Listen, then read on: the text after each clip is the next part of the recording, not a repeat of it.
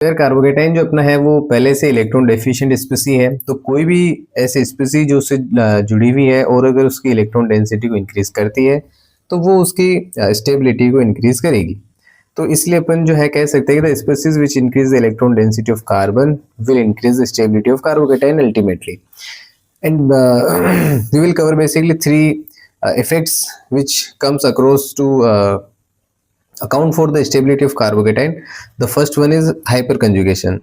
तो यार देखो, जितने ज़्यादा अल्फा हाइड्रोजन आपके पास में होते हैं उतनी ही आपके कार्बोकेटाइन की स्टेबिलिटी ज़्यादा होती है। तो जो थर्ड डिग्री आपके पास में कार्बोकेटाइन वो ज़्यादा स्टेबल है 2 डिग्री से, 2 डिग्री फिर 1 डिग्री से, and then methyl group. Second जो अपने पास इफेक्ट होता है वो तो इंडक्टिव इफेक्ट। तो हम कहते हैं कि जो प्लस आई इफेक्ट शो करते हैं जो आपके एल्काइल ग्रुप्स होते हैं वो आपकी कार्बोकेटाइन की स्टेबिलिटी बढ़ाते हैं, और जितने ज़्यादा एल्काइल ग्रुप आपकी कार्बोकेटाइन पे होंगे उसकी स्टेबिलिटी उतनी ही ज़्यादा होगी।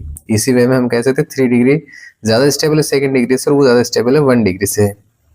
And the third effect is resonance of mesomeric effect. इसमें क्या होता है कि जितने ज़्यादा रेजोनेटिंग स्ट्रक्चर आपकी बनती है, क्योंकि यहाँ पे ये जो पाई बॉन्ड्स हैं बेंजीन के वो डायरेक्टली इन्वॉल्व होते हैं कार्बोकेटाइन को density increase, electron density increase करने के लिए। तो इस तरह से जो रेजोनेंस भी है वो आपकी कार्बोकेटाइन की स्टेबिलिटी बढ़ाता है।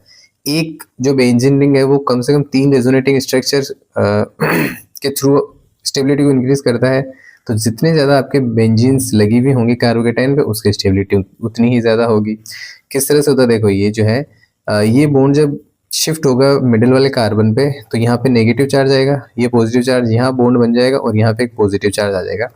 तो ये जो है जैसे एक एग्जांपल है रेजोनेटिंग स्ट्रक्चर का। इस सेम वे के अंदर ये बेंजीन जो है रेजोनेटिंग स्ट्रक्चर के थ्रू कार्बोकेटाइन की इलेक्ट्रॉन डेंसिटी इंक्रीज करती है और उसे फैसिलिटेट करती है स्टेबिलिटी के लिए।